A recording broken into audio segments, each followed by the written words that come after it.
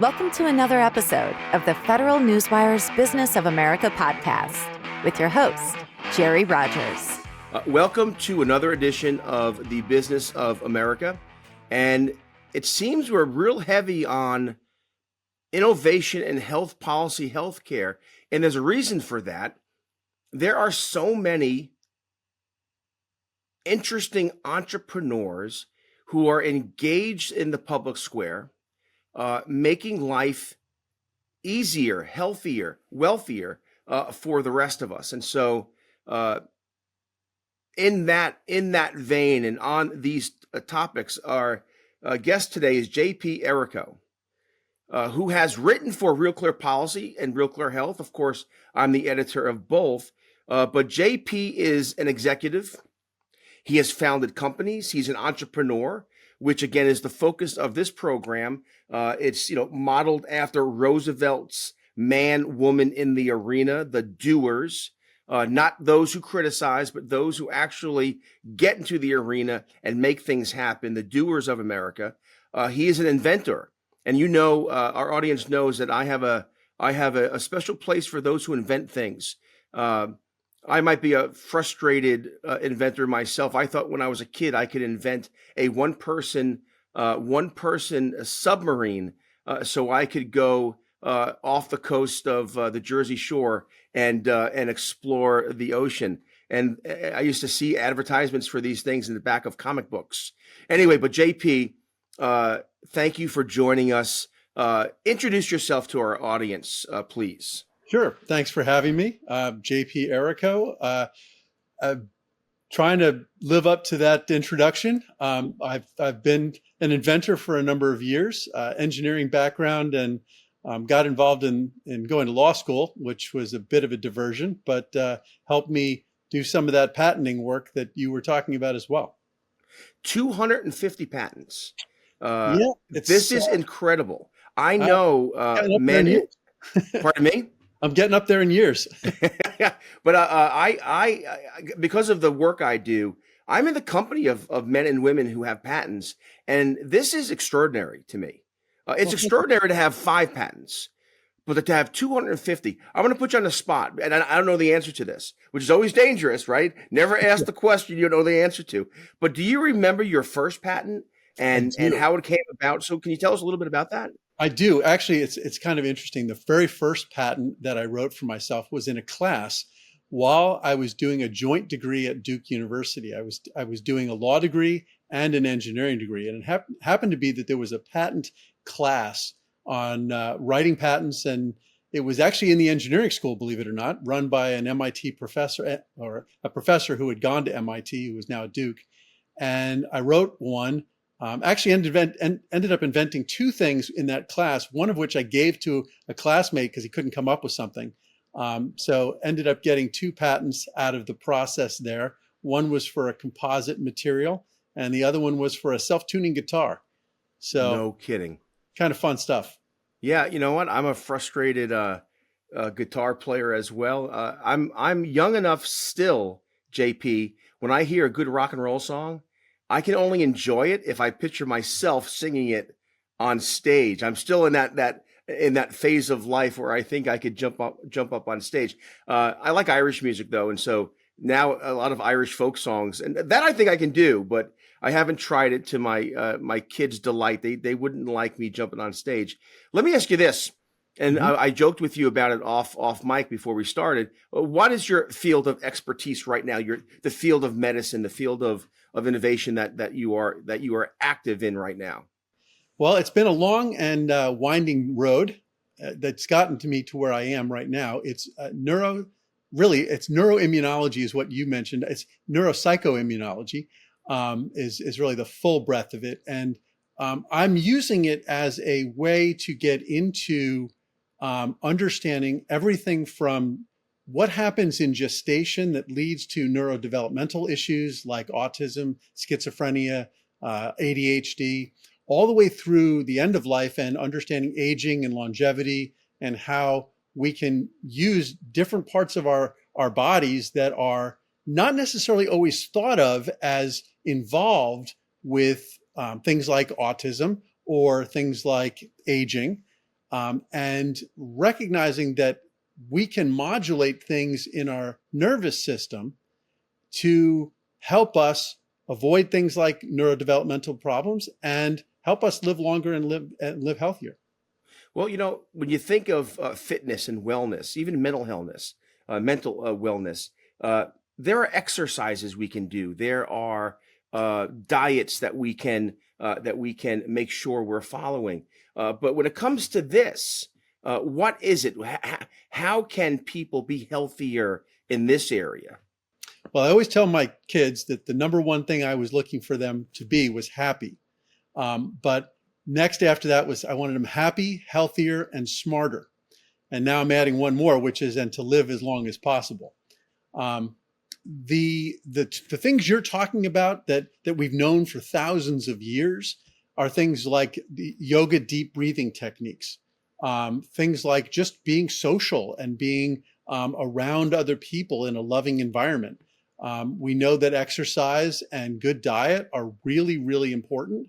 And so those are things that we can do on a daily basis. And unfortunately, in Western life, Western society, we're getting pushed farther and farther and farther away from doing those things in a healthy way. I mean, it's in the news all the time now about food and how food is manufactured in the United States, whether it's industrial farming techniques that are stripping out nutrients, or it's the food manufacturers stripping out healthy fats and pumping foods filled with sugars and carbohydrates, or it's just the food dyes that are being used. I know there's a big march, or there was a big march against Kellogg's around Fruit Loops, and the fact that they're making Fruit Loops differently in the United States than they make them outside the United States. And there's reason to believe that some of those dyes have an effect on ADHD and on neurodevelopment. So it's an issue for our kids. So understanding how the body works and understanding how the environment impacts us and how we can change how we function so that we get to a healthier state is what I'm all about.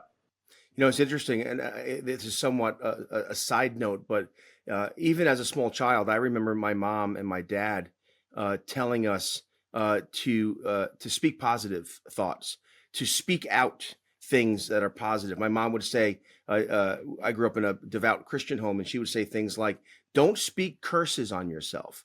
Don't be negative. Don't speak curses on your brothers and your sisters. And but that attitude of being positive does translate into our health and what we put into our bodies, and how often we visit medical providers, and also for the larger public policy. Do we follow the science? Does politics interfere with science? These are incredible issues that I like to discuss, but unfortunately, sometimes they're too provocative, and they turn into arguments that are heat and not light. And that's why I like talking to entrepreneurs like yourself. Let me ask you this: your company right now, because I know you've founded at least 10 companies, I think, 250 patents, 10 companies, but right now it's ElectroCore. ElectroCore is the publicly traded company that I consult with now. I founded it. I was the CEO for a number of years, served as the chief science and strategy officer for a while, was on the board of directors for nearly 2 decades. Stepped down from that a couple of years ago after taking the company public, but I still consult with them. I still talk with them regularly. Can you tell us a little bit about the ethos of ElectroCore, what it does, how it operates, its mission? Sure. The reason I got into it was because I was fascinated by some work that I was exposed to when I was actually doing a different project. I was working with my uncle, who's a world-renowned spine surgeon, and we were developing spine products. That was where we developed several companies, one which was K2 Medical. They went public and were ultimately bought by Stryker. Another private company called SpineCore that developed an artificial disc for the lumbar spine, and another one for the cervical spine. Sold that off to Stryker. And we, along the way, he introduced me to a very fascinating individual by the name of Ali Rezai. He's a neurosurgeon, does a lot of functional neurosurgery, which means using brain stimulation and other stimulation techniques to affect benefits. And I was introduced to him while he was pioneering the use of deep brain stimulation to treat Parkinson's disease and essential tremor. So basically that Parkinsonian tremor that you experience when you have the disease or essential tremor, they could go into the brain with a very thin electrode and deep into the brainstem. They could find the right spot to stimulate, and it would immediately stop the shaking symptoms. So you'd see a person literally shaking like a leaf, and when they found the right spot and turned the stimulator on, it would stop.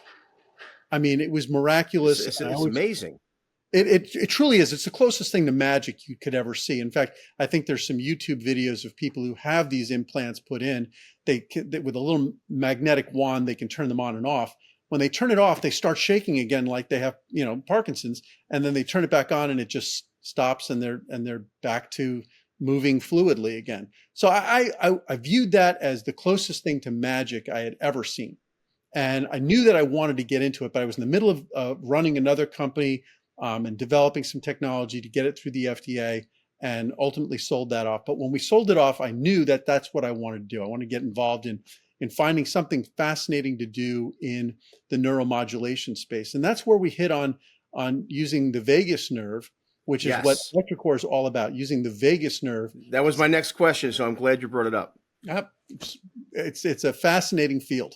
So by all means, what's the question? Well, I've been involved in healthcare policy for, I don't want to age myself here, but for 25 years. And I haven't heard much about the vagus nerve. It's interesting. The producer on this podcast, I mentioned it to him, and he knew all about it. I did not. So just let's be fundamental here. What is the vagus nerve, and how is it critical in terms of health and wellness? It's a great question, and it's a great place to start. The autonomic nervous system is the portion of your nervous system that controls all the things that you don't consciously think about. Things like your heart rate, your respiration rate, digestion. But it turns out that it controls more than that. It controls also your immune system. It controls your metabolism, even at the cellular level. So when you have the ability to control how that's functioning, you have really controls over every aspect of life. And so there's two sides to your autonomic nervous system. There's the sympathetic side, which we typically associate with the fight or flight response. And then there's the parasympathetic, which is the rest, digest, and restore state that you can be in. And so the vagus nerve, which we've been talking about now, the vagus nerve is the parasympathetic side of the nervous system. So when you experience a threat, and that threat could be something like being chased by a lion, or it could be being chased by a boss, or getting into an argument with somebody that you care about. Or watching the Yankees play the LA Dodgers in the bottom of the ninth inning, and all you want to do is like run away. It's funny. My sympathetic nervous system has been hit pretty hard over the last week with both the grand slam home run that took the Yankees down in the first game of the World Series. And then I happen to also be a Chicago Bears fan. And I don't know when this is going to air, but yesterday was a really tough ending to a game when we lost it on a Hail Mary pass. Yes. With 2 seconds left. It was, I liken it to sitting on a beach, and you've got this game in hand. You're sitting on a beach, you got a drink in your hand, the sun's out, you're having a great time, and somebody walks up and shoots you in the back of the head. That's so wow. I get it. So I want you to continue on the vagus nerve, but I have to say one thing. I'm a longtime football coach. I've coached varsity football for a very long time, and I've seen the replays of this. Oh, I know what you're going to say. And the defensive back did the wrong thing. He tipped the ball up. We teach our players you tip it down. Yes. And so anyway, it was but again, for young people, fundamentals matter. Whether it's baseball, whether it's football. The fundamentals matter. Fundamentals matter in science.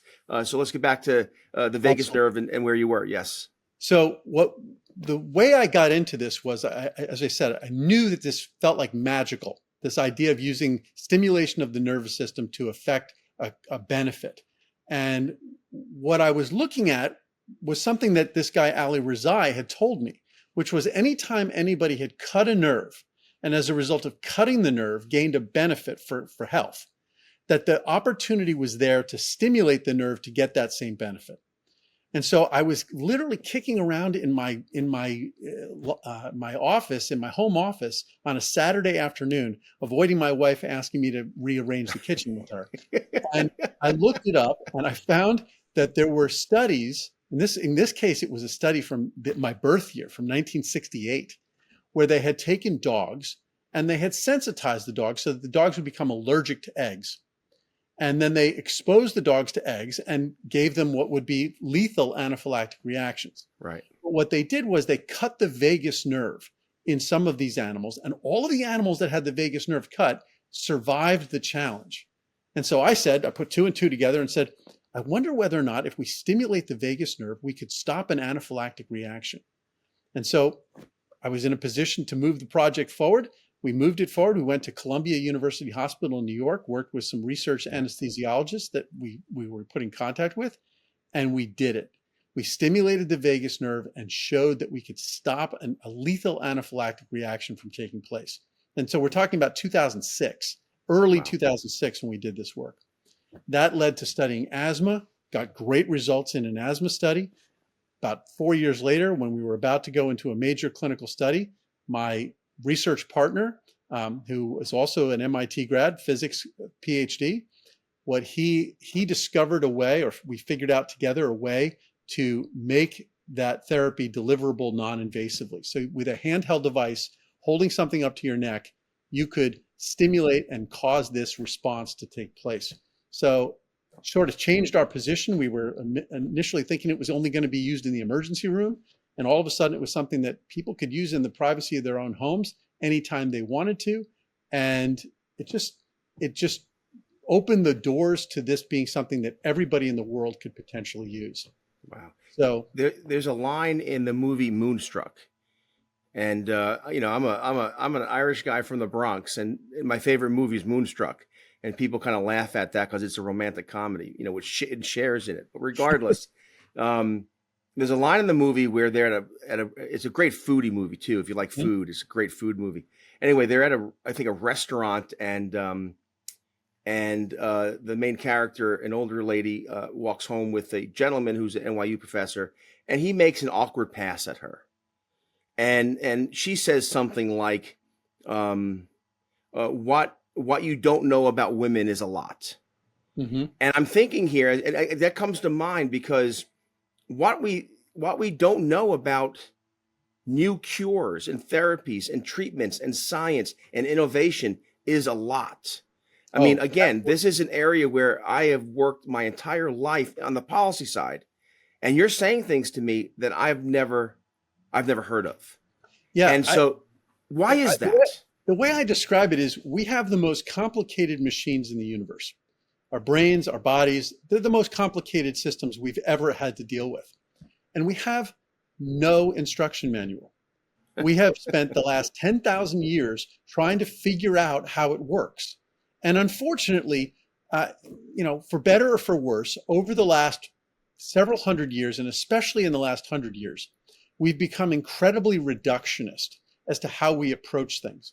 We have, it's great. It's a great story. I was actually in the UK, and I'm sure we're going to get to some of the research that spawned this, but I was meeting with the Royal College of General Practitioners. And the leader of it was a woman who was very, very bright, but also very funny.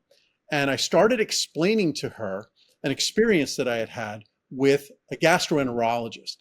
The gastroenterologist had approached us and said, I think vagus nerve stimulation could be really beneficial for my patients. And at the time, we only had approvals to treat headache.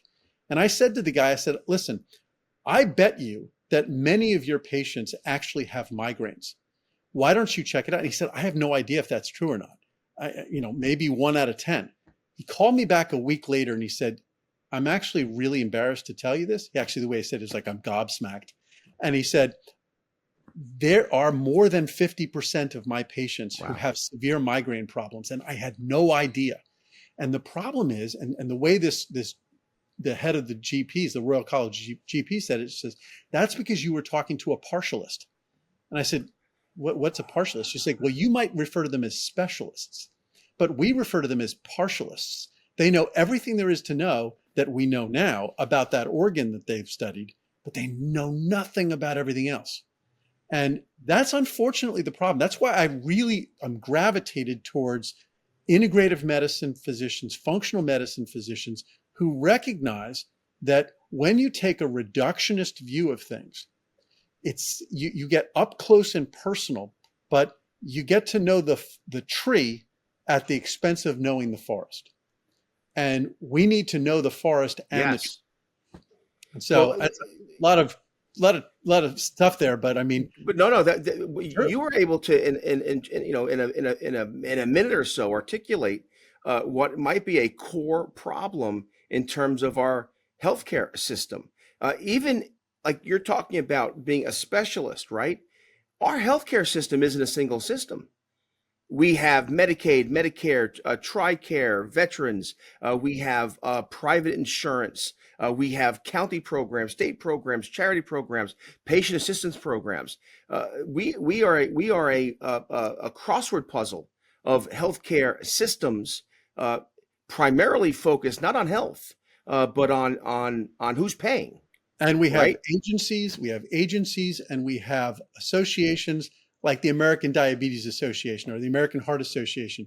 And when you look at who runs these programs, who's running the agencies, who's running these associations, who's running the American Medical Association, you look at them, none of them are healthcare practitioners. Generally, they're run by lawyers. And Yeah. the last person in the world you want to take care of you is a lawyer. I mean, I am one. Okay. I'm telling you, the last thing in the world you want to do is ask a bureaucrat or a lawyer what your healthcare situation should be. We need to get back to healthcare providers and healthcare practitioners understanding not only that their role is to care for individuals, but they need to care for the system that they live in. So that's a shout out to any of those people who are actually are caring for patients, stepping out and starting to try to get involved in their organizations that control how they can spend money, what things that they can do in their practices, and really taking some responsibility. I have a friend of mine who said something that is cliche but true. It's not the amount of people you know, but it's who you know. Networks matter. And even in public policy, when we're trying to push an issue or educate policymakers on an issue, your network and who you're talking to matters. So you could have a conference with 400 people, but really of the 400 people, there might only be 40 in the room who matter in terms of making a difference. And why I like the podcast, and I know you co-host a podcast as well. Mm-hmm. Why I like the podcast format is because our audience, healthcare media, policy media, patient advocacy groups, pharma industry, other health industry. It's those who are kind of engaged in the downstream or upstream, depending on where you are in the stream, the policy making and that sort of thing. So obviously you've done lots of research, and you mentioned research already. How does that work? You got to get funding. You have to get approvals. You have to deal with NIH, CDC, FDA. How is it maneuvering through that and doing the research necessary and the resources necessary to, someone said this again off mic before we started, that entrepreneurs, especially entrepreneurs in the health space, are usually extraordinary in terms of their ability to communicate. And my first response was because they have to raise resources for the research. Anyway, can we talk about the research, talk about the alphabet soup of agencies, and talk about raising the resources necessary?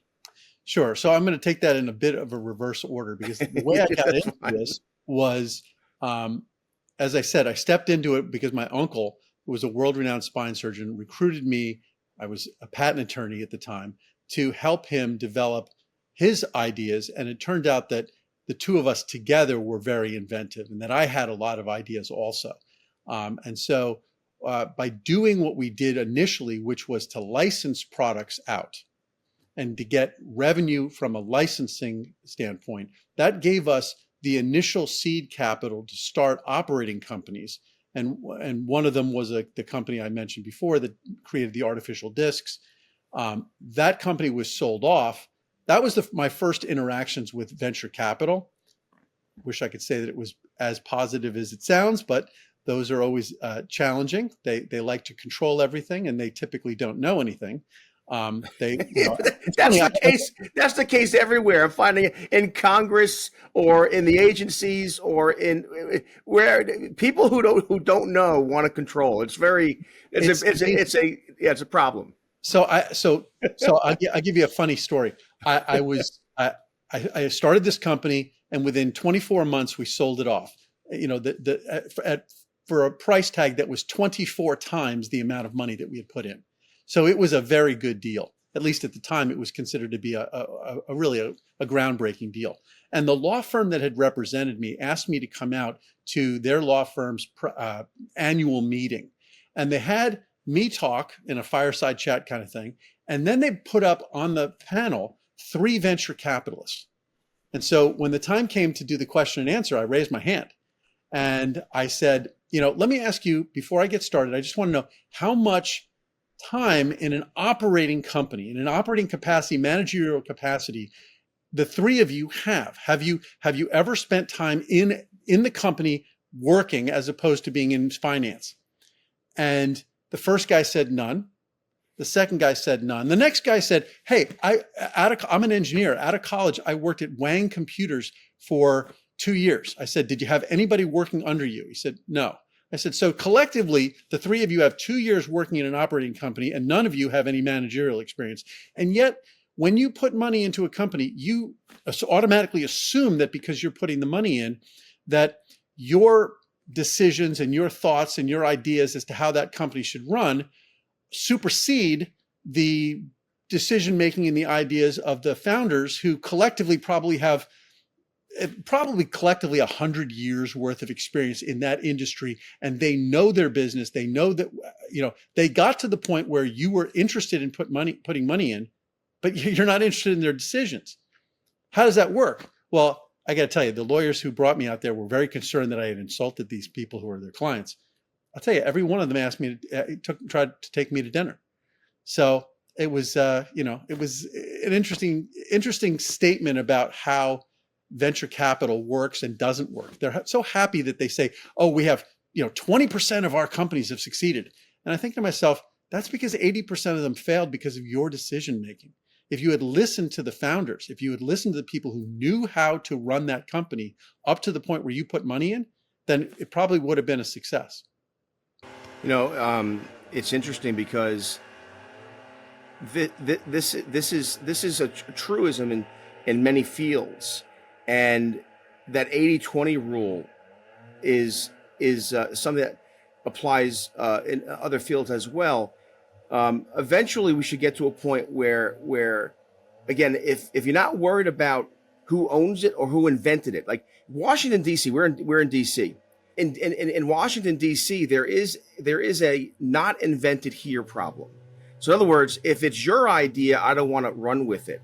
I had a meeting this morning with Hill staff, Republican Hill staff, about some pricing issues, and realized that none of them wanted to talk about the issue because each had their own legislative vehicle.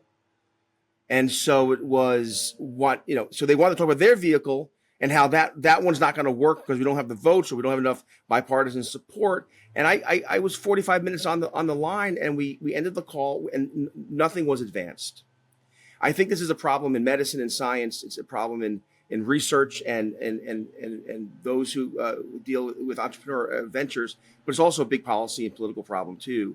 It's a human problem. It's a human. I think it's a human problem. Thank you.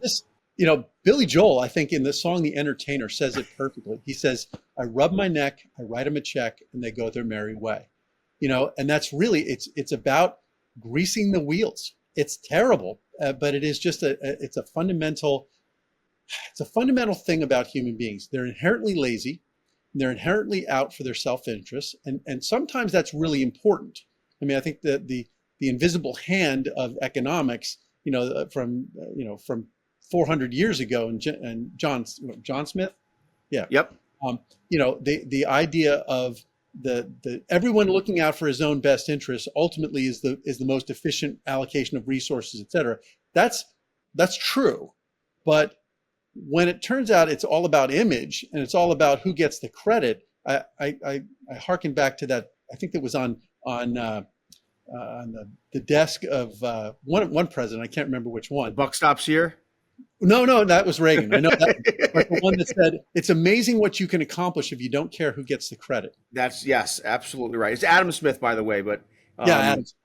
But again, this is a side note, and I think you and I could have conversations. Just go.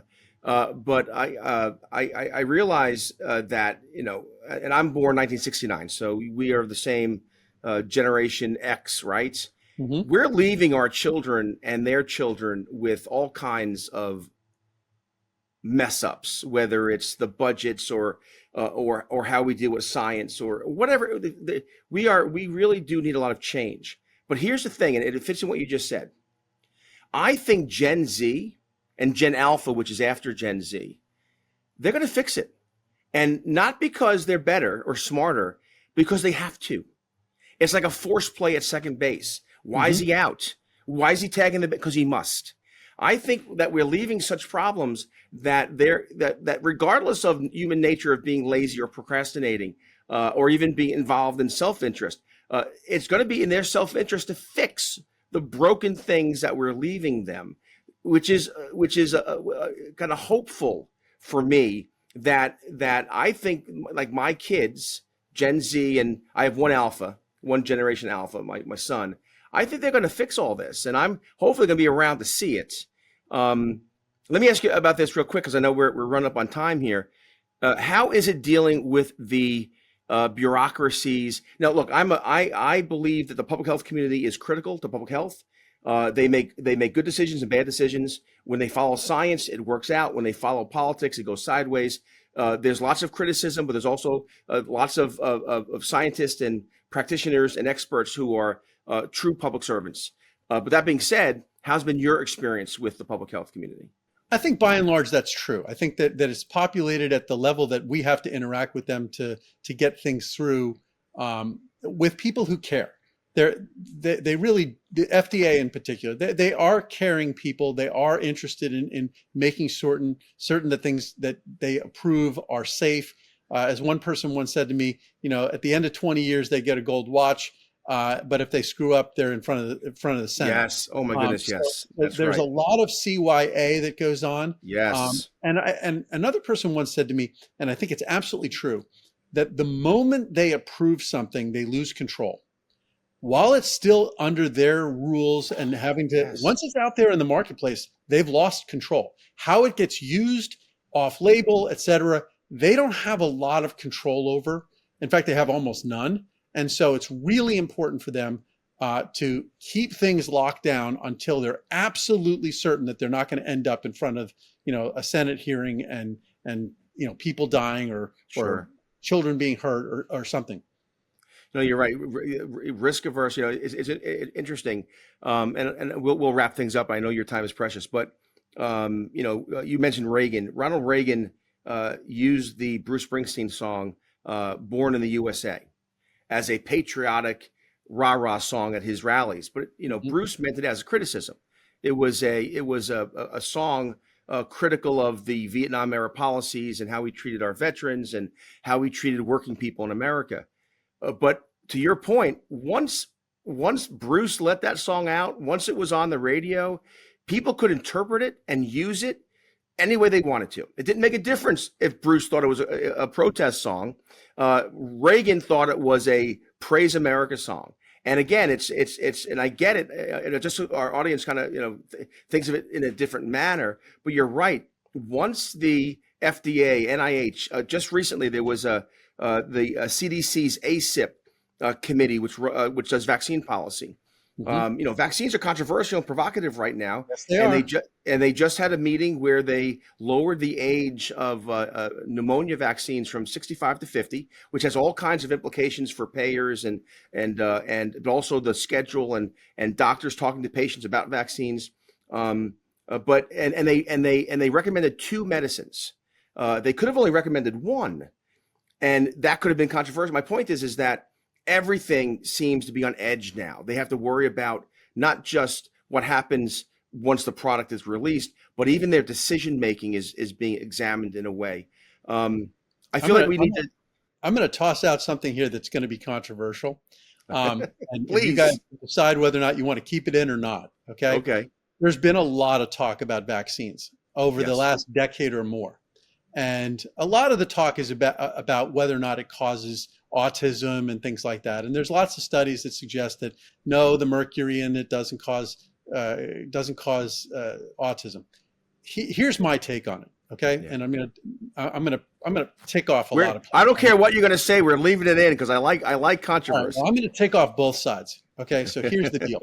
Okay. And this is straight from the science. And frankly, this is science that was published in peer-reviewed journals 15 years ago, and should be on the front page of the New York Times, and it isn't. Okay. And by really good scientists. We're talking Caltech scientists. Okay. Here we go. Vaccines are one of the greatest achievements in the history of medicine. Okay. They save millions of lives. Okay. However, there is no free lunch. Okay. There are, just like any other medication, there are risks. And here's what the risk is. Okay.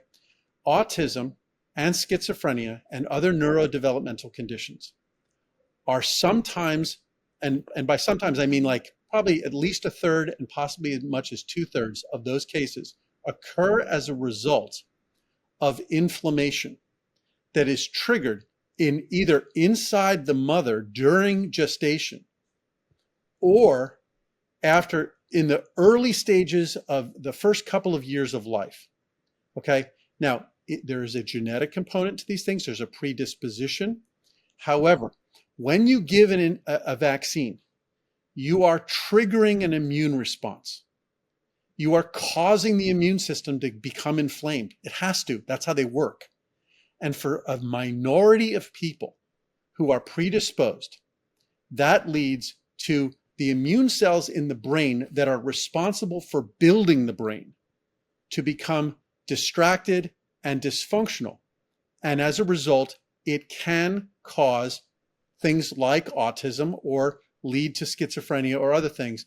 And what we're seeing is there's a great study with 3 million patients' records that were studied. And what they found was that when a child between the ages of 0 and 4 is hospitalized for an infection, there is a 16 times greater chance that that child is going to have autism diagnosed by age 5. Now, that's an infection. That's not a vaccine. Sure. But if you give the vaccine and you cause the inflammation, you're going to cause the same problem. And so there's no question. In fact, the animal studies use that sort of thing to cause these ailments. So are vaccines wonderful? Yes. Should they be stacked up the way they are? 3, 4, 5 vaccines at once in a child? No. Does it make sense for people who might have a predisposition to wait until the child is 8 or 9 or 10 to do the vaccine regimen? Yes. Is there still a risk that a person who's predisposed is going to end up with autism because they get the flu or get a cold or get something else, gets, some other injury? Yes. We just have to be smart about it. We have to think and get the politics out of it, get the money out of it, and just say, what is scientifically accurate and true, implement it, and then we can figure out how to make the money and make people happy politically. I don't find what you said controversial whatsoever. I mean, look, someone can take an aspirin and have a different negative impact of someone who takes aspirin and is fine. All medicine is personal, positive and negative. I also think that being focused on science is where we need to be here. I agree with you. Politics gets in the way, and fear of change, fear of they can't handle the truth sort of thing, where we want to stifle and censor. The fact of the matter is that what you said is 100% right. Vaccines are a incredible medical miracle. But that being said, there are downsides and risks. All medicine is risk, right? And even during COVID, I had the acting Secretary of Health and Human Services on with me in the early stages. He became Deputy Secretary.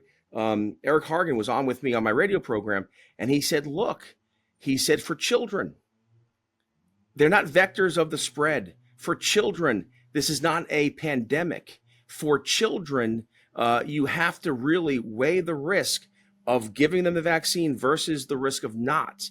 This should not be a slam dunk, go get your child vaccinated. It has to be a conversation with the doctor. What is what conditions, pre-existing conditions?" And I thought, wow, how refreshing. Because at the time, they were pushing, and there was a government official, in the administration saying, "Whoa, wait a minute here. There's a risk to take it. There's a risk to not take it. Government shouldn't force it. There should be a conversation with the physician, the patient, the parents, and all the rest of it." That shouldn't be controversial, JP. That should not be controversial. No, but it became controversial. There's other agendas at play. We've sort of hinted at that. There's financial ones. There's political ones. We could do another show, and we could be vocal. I'm cognizant of your time. If you don't mind, and I know you have a piece today, "Cure for Cancer?" up at Real Clear Health. This show will air this week, so it's the week of October 28th, either tomorrow or Wednesday of this week. We're recording on Monday, so your piece will probably still be up over at Real Clear Policy. And I'll say this, and I've done this before, I want to have you back. I think that this should be a 3-part series, perhaps, where we dig down deep on science and what you're doing. This is refreshing. I'm encouraged by this, but I'm not done. I feel like I'm curious still. I want to know why I don't know. There's a lot I don't know, and I want to know. And I think these are the conversations that bring it out. Yeah, no, and I think that's wonderful. I'd love to do it. As I was saying before, I feel as if we've got the most complicated system, machine in the universe. There's no instruction manual, but I feel sometimes like, as a result, as an accidental consequence of the work that I've done over the last 25 years, like a wormhole in space opened up, and that 1,000,000-page book fell in my hands, and I got to look at it for 5 minutes. And when I looked at it, I went, "Oh my God, this is what it's about." And then it closed up and went away. And obviously I wish I could, regurgitate everything, but there's some things in there that really have to get out. And I'm heartened that some of it is getting out, but there's an opportunity here to share some really pretty remarkable things. And I'll say this on air so my viewers can hold me accountable. Why don't you and I, we could talk, off camera, not today, but, soon, about being specific about what the next show should be. Is there something that we really want to, this was very broad and very important, but we can go from broad to more focused. But I'll look to you in terms of, like, what should we explore for a good conversation? And also, I would like from you recommendations for others I should be talking to on these topics, your colleagues and folks that you deal with day in and day out. But for today, though, I want to thank you so much. This has been great fun. I like being a Gen X guy and still wanting to learn. I want to learn forever. I don't ever want to stop. And I think you're that kind of guy. You are learning and doing and learning, and you're the perfect focus for Business of America. So thank you very much for joining us. No, thank you for having me, and I look forward to the next episode. And I'm happy to communicate some good ideas for it. All right. Hey, this is another great episode of the Business of America. Thank you, our viewers, and all the producers today on the show. God bless you, and we'll talk to you soon. This has been the Federal Newswire's Business of America podcast, hosted by Jerry Rogers. Check out the Federal Newswire's family of websites, as well as their social media stream